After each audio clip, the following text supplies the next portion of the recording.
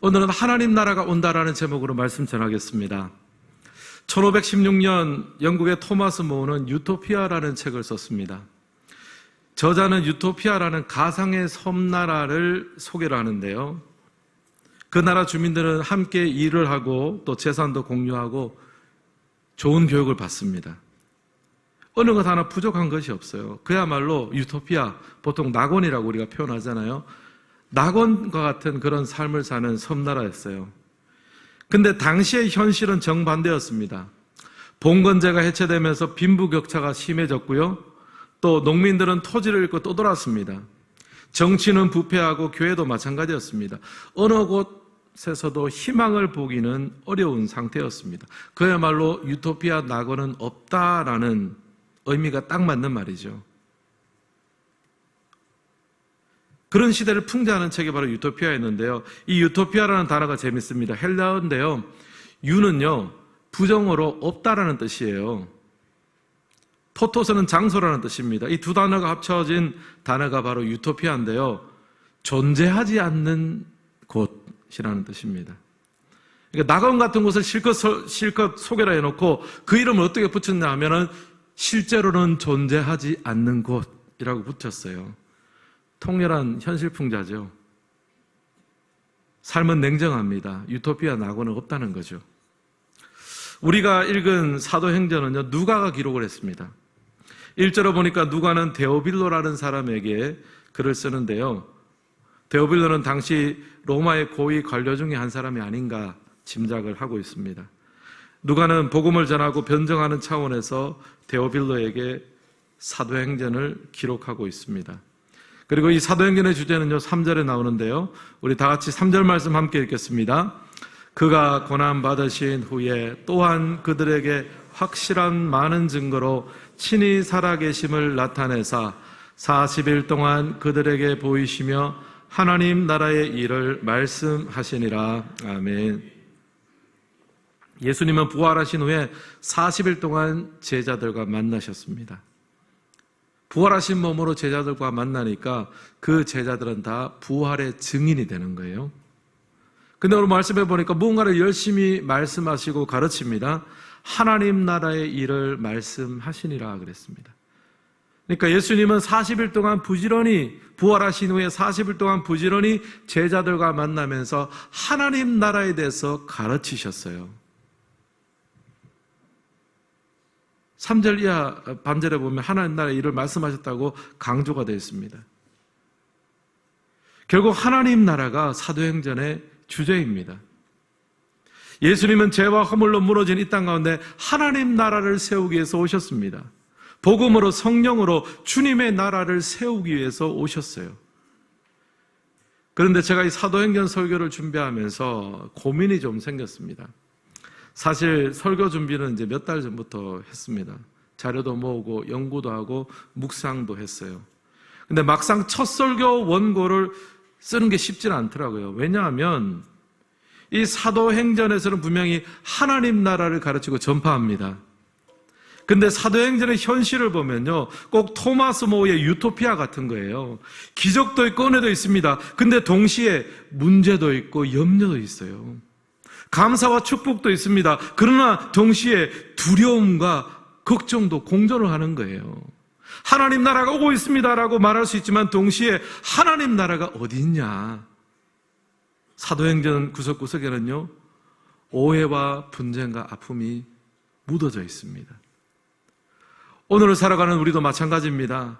2026년 새해를 맞이했습니다. 병원년 말띠해입니다. 찾아보니까요, 붉은 말띠해라 그러더라고요. 에너지와 열정을 상징하는 해입니다.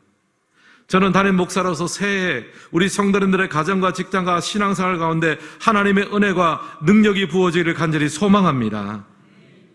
근데 또 돌아보면 현실이 녹록하지 않잖아요. 만만치가 않습니다. 우리는 유토피아를 꿈꾸지만 그런 것은 잘 없다는 거죠. 완전한 것은 없습니다. 늘 문제와 아픔이 공존을 합니다. 요즘 제가 책을 보면요, 책 중에 보면 교회의 현실과 문제를 지적하는 책들이 꽤나 있습니다. 제가 부목사 때는 한국교회의 현실과 문제를 지적하고 비판하는 내용을 봐도요, 크게 부담이 없었습니다. 왜냐하면 아직까지는 내 책임이 아니다라고 생각했기 때문이에요. 분석하고 비판하는 것이 전혀 힘들지 않았습니다. 근데 요즘은 그런 내용을 보면 힘들어요. 아프잖아요. 교회를 담임한 지 6년 차가 되니까요. 책에 나오는, 그런 책들에 나오는 문제와 아픔과 염려가 고스란히 나를 포함한 우리 교회와 우리의 이웃들 교회 안에서 얼마든지 발견될 수 있는 문제들이거든요. 나도 그 문제에 대해서 n분의 1 정도는 책임이 있다고 생각하니까 그런 내용들을 보면은 가슴이 아픈 거죠. 사랑하는 성도 여러분, 우리는 하나님의 나라를 꿈꾸며 이 땅 가운데 살아갑니다. 근데 신학자들이 즐겨 쓰는 말 중에요, 하나님 나라를 설명할 때 이 표현을 씁니다. 영어인데요, already not yet. 하나님의 나라가 이미 시작됐습니다. already. 그러나 not yet. 아직 완성되지는 않았습니다. 예수님의 오심으로 이미 시작되었고 예수님의 다시 오심으로 완성될 것입니다. 그러나 아직 우리는 완성되지 못한 하나님의 나라, 은혜와 축복도 있지만 염려와 눈물도 있는 공존하는 시대를 살아가고 있습니다. 여러분, 이 공존하는 시대 가운데 하나님 나라를 누리고 경험하고 또 그 하나님 나라의 백성으로서 온전하게 살아가는 올 한 해가 되시기를 주님의 이름으로 소망합니다. 이런 소망을 가지고 오늘 말씀을 보면서 사도행전이 말하는 하나님 나라에 대해서 세 가지로 한번 정리해 보았습니다. 첫 번째, 사도행전이 말하는 하나님 나라는요, 예수님이 다스리는 나라입니다. 1번 함께 읽겠습니다. 예수님이 다스리는 나라. 사도행전 5장 31절도 함께 읽겠습니다. 이스라엘에게 회개함과 제사함을 주시려고 그를 오른손으로 높이사 임금과 구주로 삼으셨느니라. 아멘. 베드로와 사도들이 예수님에 대해서 설명하는 장면입니다. 하나님께서 그를 오른손으로 높이사, 이것은 승천을 말하는 거예요. 임금과 구주로 삼으셨다. 하나님께서 예수님을 승천시키셔서 하나님의 보좌 우편에 앉히시고 온 땅과 온 하늘의 통치자가 되게 하셨다라는 말입니다. 사도 바울도 빌립보서에서 예수님의 통치권을 자세히 설명을 하는데요. 빌립보서 2장 9절과 10절 말씀 같이 한번 읽겠습니다. 이러므로 하나님이 그를 지극히 높여 모든 이름 위에 뛰어난 이름을 주사 하늘에 있는 자들과 땅에 있는 자들과 땅 아래에 있는 자들로 모든 무릎을 예수의 이름에 꿇게 하시고, 하나님이 예수님을 지극히 높이십니다. 모든 이름 위에 뛰어난 이름을 주셔서 하늘에 있는 자들과 땅에 있는 자들과 땅 아래에 있는 자들, 그러니까 하나님이 창조하신 모든 세상의 존재들이 예수님의 이름 앞에 무릎 꿇게 하시겠다는 거예요. 이것이 바로 하나님 나라입니다. 결국 하나님 나라는 예수님이 왕이 되셔서 통치하는 나라를 말합니다. 사랑하는 성도 여러분, 사도행전이 말하는 하나님 나라가 어떤 나라입니까? 예수님이 높아지고 예수님이 왕이 되고 예수님이 다스리는 나라예요. 예전에 EBS 다큐 프라임에서 찍은 신과 다윈의 시대라는 영상을 본 적이 있습니다. 책으로도 나왔어요. 창조론과 진화론을 비교했습니다. 그 PD는 신앙인은 아니더라고요, 보니까. 진화론자겠죠. 객관적인 입장에서 창조론과 진화론 두 가지를 비교합니다. 근데 서론에 보면 바닷가를 거닐면서 이런 나레이션이 나와요. 한번 들어보시기 바랍니다. 아무도 없는 바닷가를 걷다가 돌을 줍게 되면 사람들은 아마 돌이 원래 그곳에 있었다고 생각할 것입니다. 그런데 만약 시계를 주었다면 어떻게 될까요? 시계라면 처음부터 그곳에 있었다고 생각할 수 있을까요? 수백 가지 부품이 시계공의 의도대로 정교하게 조립되어 있는 시계, 한 개의 부품만 고장나도 작동할 수 없는 시계가 바닷가에 멀쩡한 채 놓여진 것을 본다면 사람들은 시계를 만든 누군가가 있을 것이고 그 누군가가 시계를 이곳에 가져다 놓았다고 생각할 겁니다. 그렇다면 시계보다 훨씬 더 복잡한 생명체는 어떨까요? EBS 다큐 팀에서 쓴 나레이션입니다. 믿지 않는 사람들도요, 시계와는 비교할 수 없는 정교한 생명체를 보면서 이것이 우연의 산물이다, 그렇게 생각하는 것이 자연스러운가? 퀘스천을 두는 거예요. 분명히 누군가 설계하고 누군가는 만들지 않았을까? 자연스럽게 이런 질문을 하는 거예요. 여러분, 하나님의 계획과 통치는요, 자연 만물 속에서도 얼마든지 발견하고 관찰할 수 있습니다. 이것을 우리의 삶에도 적용해 볼까요? 여러분, 우리의 삶에 염려와 걱정이 있습니다. 불안하고 혼미합니다. 왜 그렇습니까? 내 삶의 주인이 누구인지 잘 몰라서 그래요. 내 작은 결단과 선택이 내 삶을 좌지우지하는 것이 아닙니다. 내 삶의 결정적인 키는요, 하나님이 가지고 계시는 거예요. 주님이 통치자이십니다. 창세기에 보면 요셉이 나오잖아요. 요셉은 이복 형제들이 요셉을 애굽의 종으로 팔아버렸습니다. 기가 막히잖아요. 애굽에서 억울한 일을 당하고 모함도 많이 당했습니다. 인생의 쓴맛을 보고 바닥을 경험했습니다. 이집트의 왕자라는 애니메이션이 있는데요, 거기에 보면 요셉이 감옥에 갇혀서 노래하는 장면이 나옵니다. 감옥에서 처음에는 고통스러워합니다. 하나님, 저는 나름대로 최선을 다해 살아왔는데 왜 제게는 이런 삶의 결과를 주십니까? 왜 저에게 이런 억울함과 고통을 겪게 하십니까? 그러면서 찬양을 시작하는데요, 요셉이 감옥에서 부른 찬양 가사가 다음과 같습니다. 주님이 저보다 저를 더 잘 아십니다. You know better than I. You know the way. 주님이 내 길을 아십니다. 이유를 알고자 하는 욕심도 내려놓겠습니다. 뭐냐면 요셉이 내가 왜 이런 삶을 살게 됐을까? 내가 뭐가 문제였을까? 누가 내가 잘못했을까? 막 이유를 알고자 하고 얼마나 몇 날 며칠 수년을 밤잠을 못 자고 고민했겠어요. 근데 그런 이유를 알고자 하는 것도 자기 욕심이라는 거예요. 왜냐하면 자신의 삶의 통치자는 자신이 아니라 하나님이기 때문이에요. 그래서 지금 제가 할 수 있는 최선의 길은 바로 당신을 신뢰하는 것입니다. 이 문장도 영어로 한번 하려다가 좀 길어가지고 못했어요. 요셉의 결론이 무엇입니까? 주님이 나보다 나를 잘 안다는 거예요. You know better than I.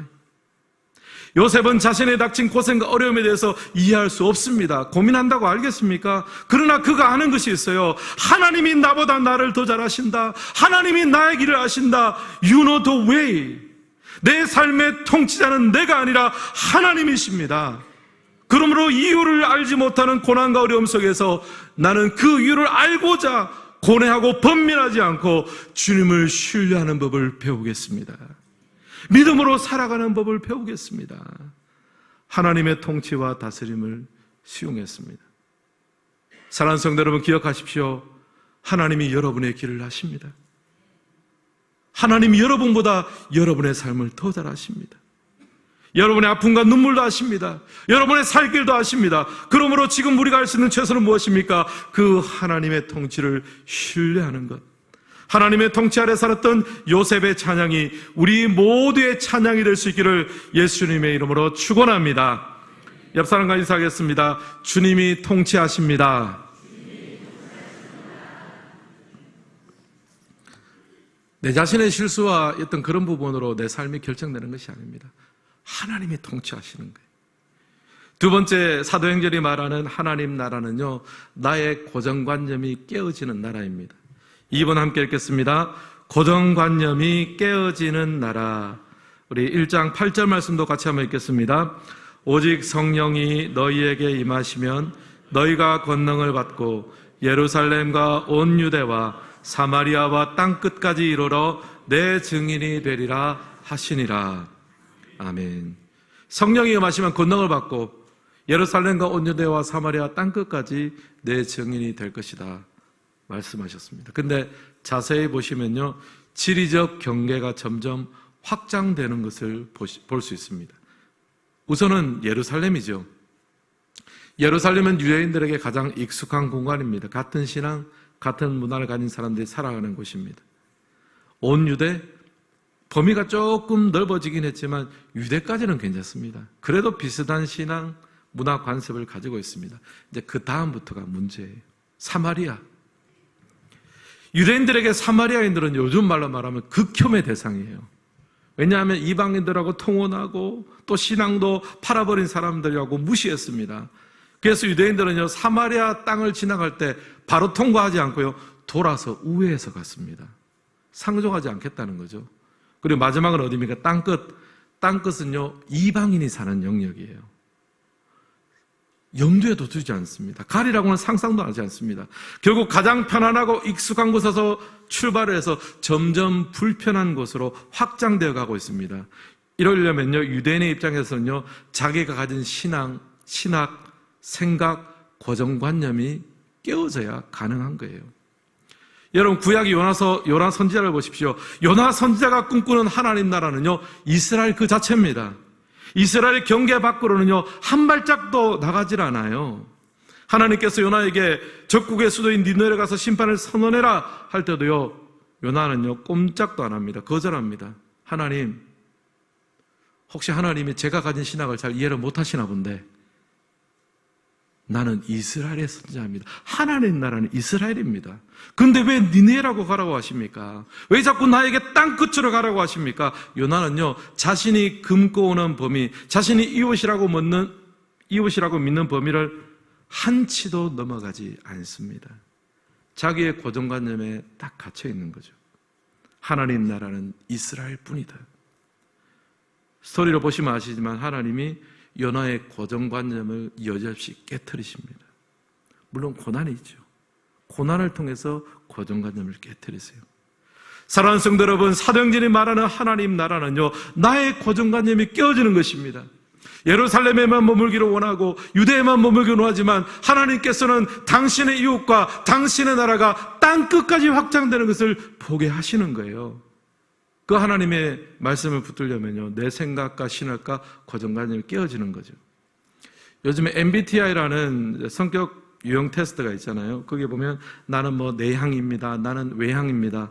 자신의 기질과 성격을 측정합니다. 이게 장점도 있지만요, 단점도 있는 것 같아요. 자신의 성격을 고착화시키는 거예요. 뭐냐 하면은 나는 이런 사람이다 라고 해놓고 거기에 어긋나는 것은 나는 그런 못해. 왜냐하면 나는 이런 사람이니까. 우리 신앙으로 친다면 나는 원래 믿음이 약해요. 나는 원래 기도 같은 건 안 하는 사람이에요. 딱 자기를 그렇게 규정해버리는 거예요. 자기를 규정하고 더 이상 변화되거나 성장하지 못하는 거죠. 고정관념을 만들어낼 수 있는 겁니다.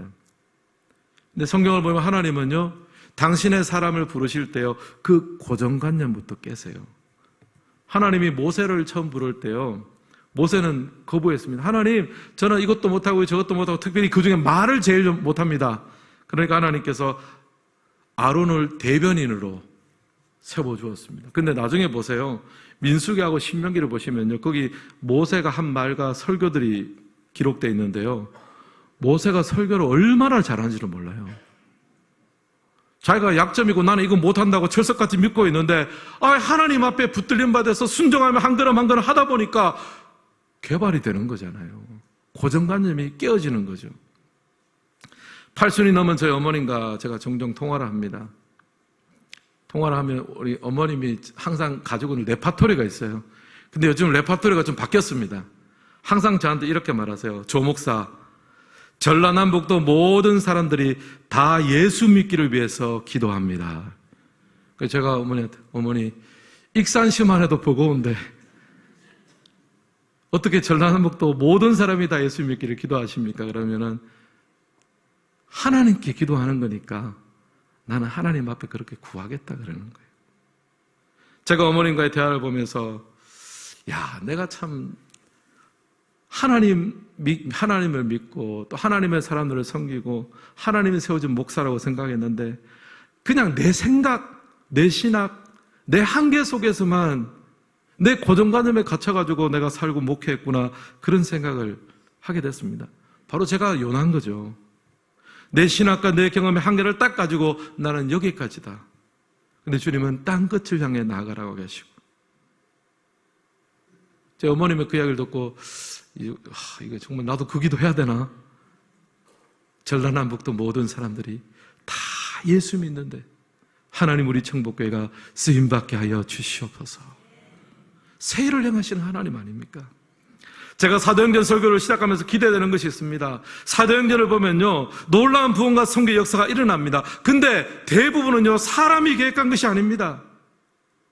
사람은 거기서 분리되고 분쟁하고 싸우기도 하고 삐지기도 하는데요, 하나님이 다 하신 거더라고요. 보니까 은과 금은 내게 없거니와 나사렛 예수의 이름으로 명하노니 일어나 걸어가라, 이런 고백을 하는 사람들이 바로 사도행전의 주인공이더라고요. 자신만의 고정관념에 갇혀서 나는 이것도 못하고 저것도 못하고 우리는 이것도 없고 저것도 없고, 그런 고정관념에서 벗어나서 나사렛 예수의 이름으로 생각하고 나사렛 예수의 이름으로 살아간 사람, 여러분이 바로 그 사람이 되기를 주님의 이름으로 축원합니다. 여러분, 이제 2026년이 됐습니다. 여러분 가운데 있는 고정관념이 무엇입니까? 나는 이것도 못하고 저것도 못하고, 뭐 그럴 수 있겠죠. 그러나 여러분, 하나님 앞에 소망하십시오. 나의 생각과 고정관념을 깨게 하시고 하나님의 일하심 앞에 땅끝을 바라보며 주의 일하심 앞에 쓰임받는 내가 되게 하여 주시옵소서. 기도하고 응답받기를 예수님의 이름으로 축원합니다. 마지막 세 번째로, 사도행전이 말하는 하나님 나라는요, 성령의 능력으로 세워가는 나라입니다. 3번 함께 읽겠습니다. 성령의 능력으로 세워가는 나라. 앞서 하나님의 나라에 대해서 두 가지 말씀드렸죠. 첫째, 하나님 나라는 예수님이 통치하시는 나라입니다. 사도행전은요, 예수님이 하늘로 승천하신 뒤에 만왕의 왕으로서 이 땅을 통치하신 결과물입니다. 우리도 마찬가지죠. 나보다 나를 더 잘 아시는 주님, 그 주님의 통치를 인정하기 시작할 때 나의 연약과 실패 속에서도 하나님 나라를 발견할 수 있습니다. 둘째, 하나님 나라는 나의 고정관념이 깨어지는 나라입니다. 유대인들은 예루살렘과 유대에서만 살기 원했습니다. 사마리아와 땅끝은 갈 곳이 아니라고 생각했습니다. 그러나 주님은 그들의 신학과 고정관념을 깨십니다. 땅끝같이 나아가 하나님 나라가 나의 기호와 나와 동질적인 문화를 가진 그곳에만 한정되는 것이 아니라 땅끝까지 하나님이 지으신 모든 세상 속에서 예수의 증인으로 살게 하셨습니다. 이것이 바로 하나님 나라의 본질이죠. 마지막으로 하나님 나라는 성령의 능력으로 세워지는 나라입니다. 1장 8절 우리 다시 한번 같이 읽겠습니다. 오직 성령이 너희에게 임하시면 너희가 권능을 받고 예루살렘과 온 유대와 사마리아와 땅끝까지 이르러 내 증인이 되리라 하시니라. 아멘. 예루살렘과 온 유대와 사마리아 땅끝까지 이르러 내 증인 되리라 말씀하셨는데 그 앞에 전제 조건이 있습니다. 무엇입니까? 오직 성령이 너희에게 임하시면 너희가 권능을 받고, 여러분 고정관념이 깨어지고 땅끝까지 이르러 주님의 증인이 되려면 무엇이 필요합니까? 성령의 능력이 필요합니다. 하나님의 나라는 성령의 능력으로 세워지는 나라입니다. 구약 성경에도 보면 스가랴 선지자가 성령의 중요성을 강조합니다. 스가랴 4장 6절 함께 읽겠습니다. 만군의 여호와께서 말씀하시되 이는 힘으로 되지 아니하며 능력으로 되지 아니하고 오직 나의 영으로 되느니라. 아멘. 스가랴 선지자는요, 바벨론 포로기에서 돌아온 이스라엘 공동체를 섬겼습니다. 예루살렘으로 이제 갓 돌아와가지고 학교와 함께 성전도 건축을 해야 되고 또 백성들의 마음이 주님께로 돌아오게 해야 되는데 그게 쉽지를 않잖아요. 당장 또 먹고 살기가 바쁘잖아요. 힘으로도 안 되고 능으로도 안 되고 오직 성령으로 가능하답니다. 사랑하는 성도 여러분, 2026년 우리가 꿈꾸고 누려야 될 하나님 나라는 무엇입니까? 내 힘으로 만들어가는 하나님 나라가 아닙니다. 내 생각과 내 계획으로 만드는 하나님의 나라가 아니라 성령으로 세워가는 하나님 나라를 꿈꾸시기를 원합니다. 비행기를 한번 생각해 보시죠. 비행기가 어떻게 날아오릅니까? 공항이 넓다고 그냥 날아오릅니까? 활주로가 잘 닦여 있다고 해서 비행기가 날아올 수 있습니까? 아닙니다. 엔진이 없으면 날 수가 없잖아요. 비행기는 엔진이 필요한 거예요. 마찬가지입니다. 성도의 삶에 성령님이 엔진이 되는 거예요. 성령의 은혜, 성령의 능력이 없으면요, 우리는 무엇을 하든지 우울하고 공허해질 수밖에 없습니다. 그래서 예수님이 승천하시면서 제자들한테 기다리라 그랬어요. 함부로 나서지 말고 내가 할 수 있다고 생각하지 말고 성령의 오심을 기다리라. 그래서 제자들은 성령께서 오시기를 기다리면서 기도했습니다. 적용적으로 생각하면요, 성령 충만은요, 주님의 역사를 바라면서 기도하는 것이 성령 충만의 비결입니다. 기도의 사람 오할레스비는 기도를 이렇게 표현했습니다.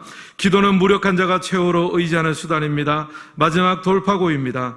어머니는 젖 먹는 아이의 호소를 알아차립니다. 울 필요도 없습니다. 아이가 어머니를 얼마나 의지하고 있는지 보게 될 때 그 어떤 부르짖음보다 더 강력한 호소가 어머니의 모정을 흔들어 놓을 것입니다. 여러분, 기도가 이렇다는 거예요. 기도는 우리가 젖먹이 아이처럼 하나님을 바라볼 때 하나님의 은혜가 부어지고, 아이가 어머니를 얼마나 의지하고 있는지 보게 될 때 그 어머니의 강력한 모성이 발동되는 것처럼 우리가 하나님의 얼굴을 바라보며 기도하기 시작할 때 하나님의 은혜가 부어지고 성령의 능력이 역사하게 될 줄을 믿습니다. 저는 2026년 우리 교회가 기도하는 교회가 됐으면 좋겠어요. 여러분, 각자의 자리에서 기도를 회복하십시오. 하루에 10분이라도 괜찮습니다. 여러분, 또 혼자 기도하기 어려우시면요, 새벽 기도의 자리에 나오세요. 월요일부터 토요일까지 5시 반입니다.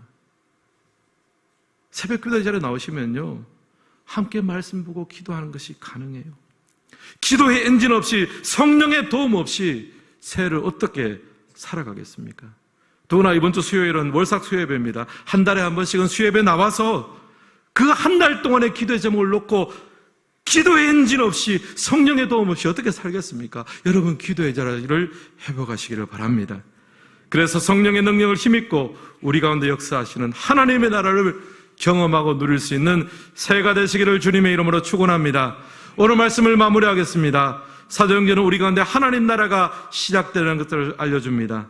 이제 성령의 능력을 힘입고 우리의 삶의 한 구절 한 구절이 주님의 나라가 되고 천국 행전의 주인공이 될 수 있기를 예수님의 이름으로 축복합니다. 이 시간 찬양하며 나아갑니다. 나의 하나님, 그분의 완전하신 사랑을 바라보며 하나님의 나라를 찬양하며 나아갑니다. 우리 지난주에 불렀는데요, 이 찬양으로 다시 한번 주님 앞에 나아갑니다. 나의 사랑, 나의 사랑, 너는 어여쁘고 참 귀하다. 보석보다 귀하다. 내가 사랑스럽지 않을 때 너를 온전히 사랑하고 너와 함께하려 내가 2절입니다. 주의 사랑, 주의 사랑, 이 사랑은 결코 변치 않아. 모든 우리의 삶의 계절을 돌아보시는 주님, 푸른 마르고 꽃은 시들지만 우리 가운데 역사하고 계신 주의 말씀은 신실하십니다. 실수가 없으신 주님만 바라봅니다. 주님의 나라와 주님의 나라와 뜻이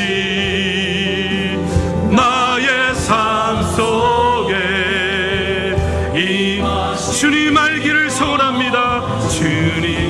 주만 보기를 소망합니다. 주만 보기를 소망해 거룩히 살아갈 힘과 거룩히 살아갈 힘과 두려움 없는 믿음 주신 나의 하나님, 완전한 사랑 찬양해. 우리 1절 다시 한번 찬양합니다. 나의 사랑, 나의 사랑, 너는 어여쁘고 참 귀하다. 보석보다 내가 사랑스럽지 않은 순간에도 나를 온전히 사랑하여 주신 주님, 영혼을 온전히 사랑하고 너와 함께하려 내가 주님의 나라와 주님의 나라와 뜻이 나의 삶 속에 임하시며 주님 알기 주만 보기를 소망합니다. 주만 보기를 소망. 우리의 삶 가운데 역사하여 주옵소서. 거룩히 살아가 힘과 두려움 없는 믿음. 그분은 누구십니까? 나의 하나님. 그분의 완전하신 사랑을 찬양합니다. 찬양하리 만군의 주.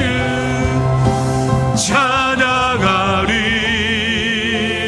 만군의 주. 영원히 함께하신 존귀하신 사랑의 주. 사랑의 왕 영원히 통치하신 주님의 나라와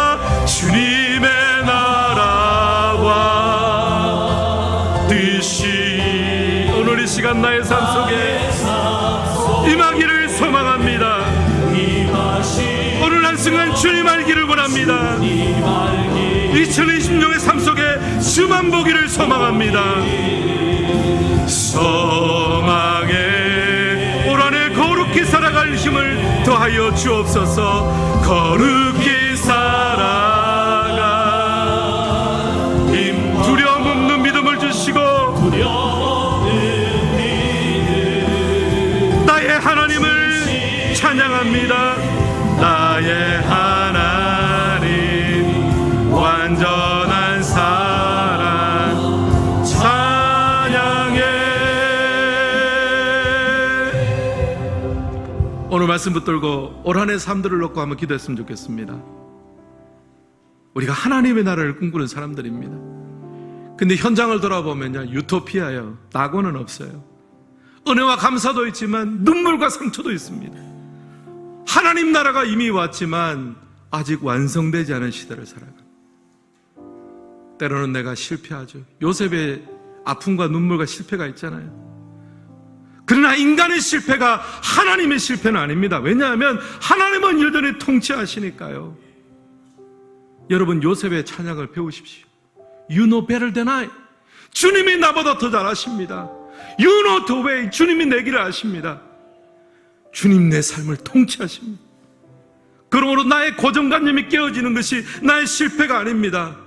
나의 신학이 내려가고 나의 자존심이 무너지고 나의 고정관념이 깨어지지만 바로 그때 우리가 하나님의 나라를 꿈꿀 수 있는 거잖아요. 성령님 우리 가운데 역사하여 주옵소서.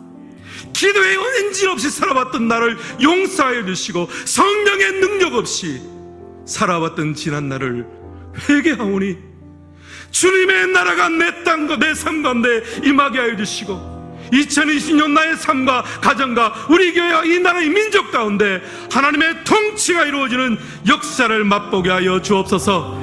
말씀 붙들고 기도하며 나아갑니다. 살아계신 하나님 아버지, 주님의 은혜를 감사합니다. 아버지 하나님의 은혜와 능력으로 아버들의 삶을 주장하여 주시기를 간절히 소망합니다. 아버지 하나님 역사하여 주시고 아버지 하나님 함께하여 주시기를 간절히 소망합니다. 아버지 시간 간구하며 기도하며 나아가오니 하나님의 은혜와 능력으로 우리의 삶을 주장하여 주시고 아버지 하나님 온전히 축복하여 주시기를 간절히 소망합니다. 아버지 하나님 함께하여 주시고 아버지 하나님 은혜의 변화를 베풀어 주시기를 간절히 소망합니다. 주님 역사하여 주시고 아버지 하나님 함께하여 주시기를 간절히 소망합니다. 아버지 하나님의 일하심과 도우심을 바라보며 아버지 하나님 2026년에 아버지 삶을 주님의 손에 올려드립니다. 아버지 하나님 긍휼히 여겨주시고 아버지 하나님 역사하여 주시기를 간절히 소망합니다. 아버지 하나님 함께하여 주시고 아버지 하나님 역사하여 주시고 아버지 하나님 도와주시기를 간절히 소망합니다. 주님 아버지 하나님 함께하여 주옵소서. 주님 아버지 하나님 주님의 나라와 주님의 뜻이 아버지 하나님 이 땅 가운데 이루어지며 나를 통해서 흘러가기를 소망합니다. 아버지 하나님 긍휼히 여겨주시고 아버지 하나님 역사하여 주시기를 간절히 소망합니다. 아버지 하나님 긍휼히 여겨주시고 아버지 하나님 은혜 베풀어 주시고 아버지 하나님 역사하여 주시기를 간절히 소망합니다. 아버지 하나님 2026년 한 해 하나님의 통치와 하나님의 역사와 성령의 능력을 힘입으며 살아가게 하여 주시옵소서. 아버지 하나님 긍휼히 여겨주시고 아버지 하나님 역사하여 주시기를 간절히 소망합니다. 아버지 하나님, 살아계신 하나님 아버지 감사합니다. 2026년의 첫 주일에 예배드리게 하심을 감사합니다. 하나님의 나라가 사도행전의 말씀을 통해서 이 땅 가운데 이루어지는 현장을 보았습니다. 그러나 돌아보니 감사와 감격도 있지만 상처와 눈물도 있습니다. 하나님, 그러나 주님 앞에 간구합니다. 주님이 이미 시작하신 나라가 아주 완성되지는 않았지만 여전히 주님께서 우리를 통치하고 있는 줄을 믿습니다. 요셉의 고백을 우리가 고백합니다. 인간의 실패가 하나님의 실패가 아닌 것을 기억하며 You know better than I, you know the way. 주님께서 나보다 더 나으시기, 주님께서 내 길을 아시니 주님이 여전히 통치할 것을 믿으니 내 삶의 염려와 근심의 이유를 알기 위해서 고뇌하는 밤을 포기하고 주님 앞에 신뢰하는 법을 배우기를 원합니다.